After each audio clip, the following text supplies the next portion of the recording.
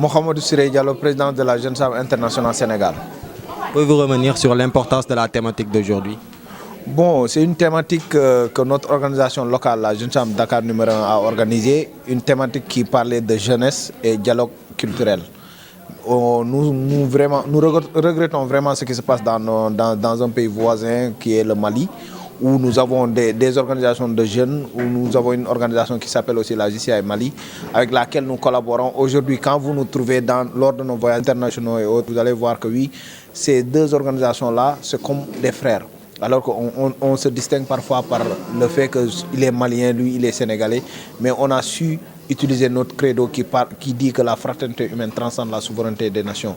Donc en tant que jeunes, on a su comprendre quelque chose que peut-être nos gouvernants ou peut-être les peuples qui tournent autour de nous n'ont pas compris.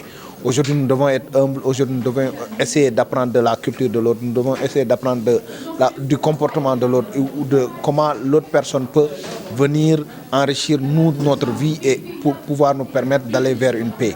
Donc c'est très important le fait de débattre de cela. On a eu deux grands panélistes. Un passe-président de la Jeune Chambre Sénégal qui est le directeur de l'Institut Madiba Samuel Faye et l'éminent professeur Djibril Diakhaté que tout le Sénégal connaît maintenant.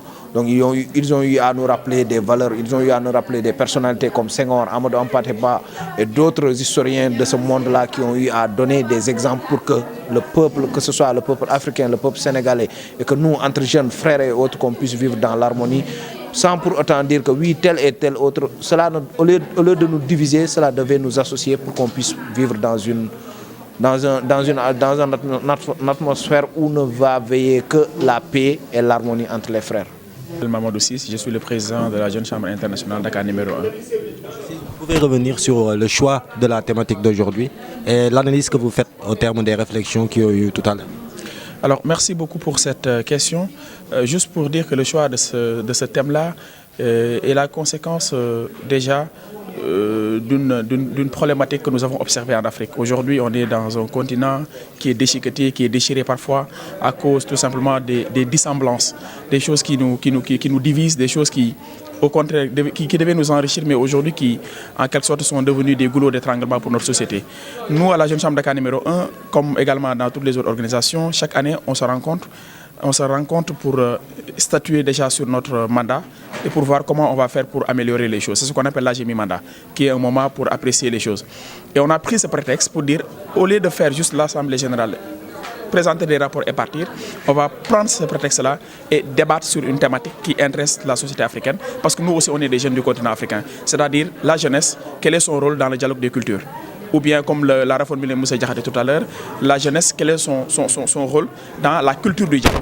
Donc c'est véritablement ça, pour inculquer les valeurs de culture aux jeunes, pour inculquer les valeurs de dialogue aux jeunes. C'est pourquoi on a pensé qu'on pourrait mettre en place un panel avant notre Assemblée générale où on aura d'éminentes personnalités. On a ici le sénateur Sow, on a eu le professeur Djibril Diakhaté, on a également eu le vice-président national Samuel Faye, qui nous ont entretenus pendant 1 heure de temps sur une thématique qui intéresse tout le continent africain, parce qu'à la Jeune Chambre, on a une valeur qui dit que la fraternité humaine transcende la souveraineté des nations. Et donc nous, on s'est dit, il faut qu'on discute de cette problématique-là. Et on a vu aujourd'hui les échanges ont démontré que oui, cette problématique est une problématique cuisante, c'est une problématique qui intéresse tout le monde. Et les interventions ont montré encore une fois toute la pertinence de ce thème et tout le rôle que les jeunes doivent jouer pour le développement de notre continent.